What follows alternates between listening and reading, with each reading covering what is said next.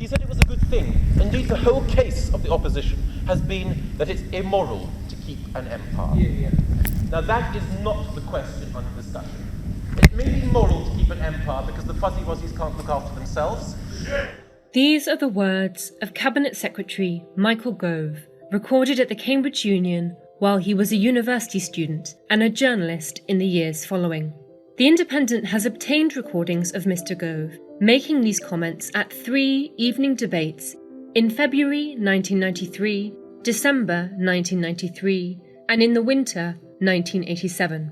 By 1993, Mr. Gove had forged a career in television at the BBC, working on their now defunct politics programme On the Record, and had performed on Channel 4's short-lived comedy programme Stab in the Dark.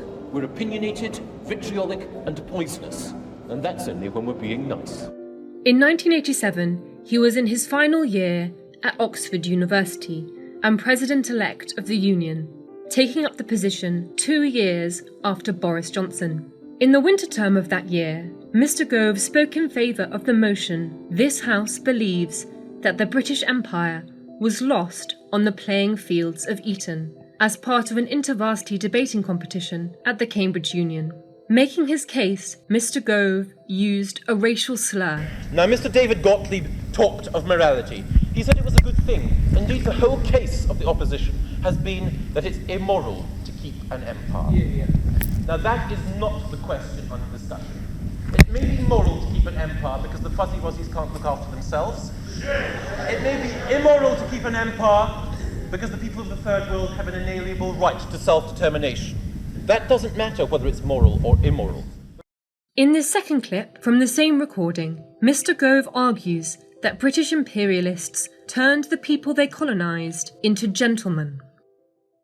And that organic growth, this is a difficult philosophical concept, if you bear with me, that organic growth was mirrored in that Eton took the cream of the colonial system. It took fetid foreigners and it turned them into gentlemen. He later went on to describe the Cambridge economist John Maynard Keynes as a homosexualist, adding, Many of us are familiar with the fact that homosexuals thrive primarily upon short-term relations.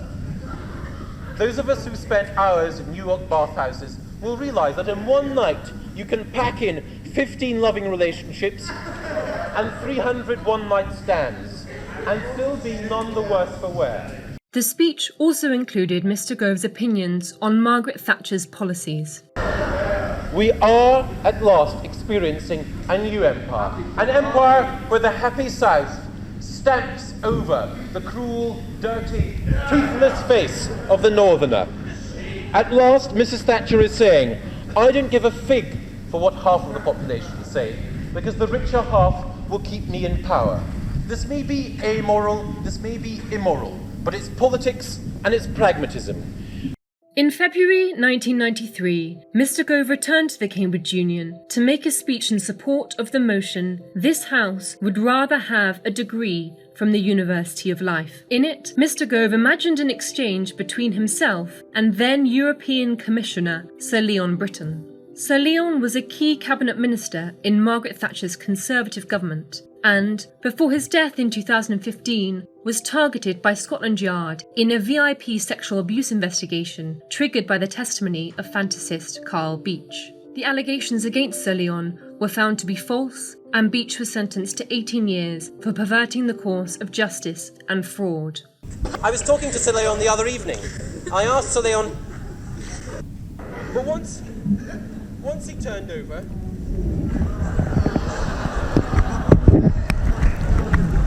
wiped the sweat from his brow, he said, Cambridge taught me an appreciation of music. And in particular, an appreciation of the mature male soprano voice. And I discovered then that there is no sound sweeter than a young boy's voice breaking, apart from possibly... At this point, Mr. Gove goes on to describe the sex act. The Independent has removed that piece of audio. The audience responded with stunned laughter. It was at that stage, of course, I felt compelled to contact Special Branch.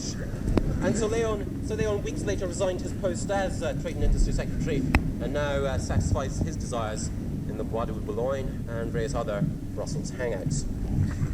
In December of the same year, Mr. Gove made another speech in support of the motion "This House prefers a woman on top." Current Minister Lucy Frazer MP, who was at the time President of the Cambridge Union, invited Michael Gove to speak at the debate.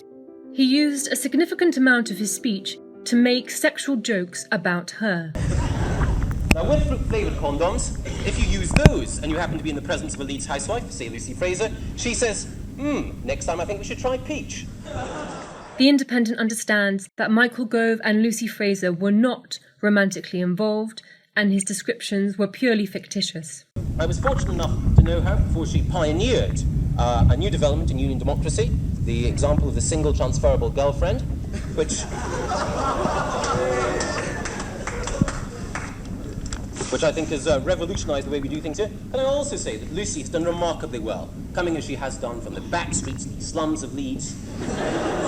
You can still see something of the poverty there. Unfortunately, she wasn't able to finish her skirt before she came here.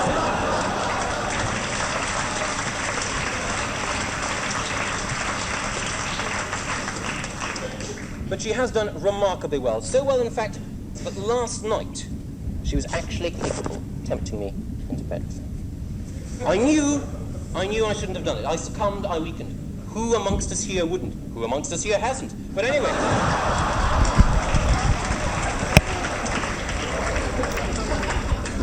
Someone said earlier that Lucy was the girl who has everything. She's also the girl who's had everyone. But I'm referring, of course, to her term card before any of you have any smutty thoughts. They're all here. Michael Parkinson, of course, here tonight, Lorraine Chase, here tonight. As I say, the girl who's had everyone. But last night, Lucy and I were alone together. The Magdalen Rugby Club had finished and left slightly earlier.